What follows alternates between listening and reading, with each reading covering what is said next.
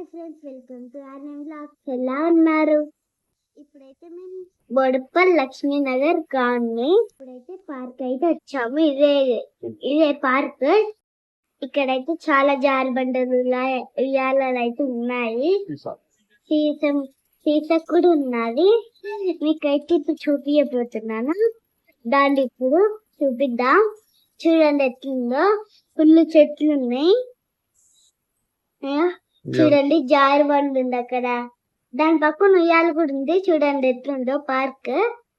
నేనైతే ఫోటో దిగాను గాయ్స్.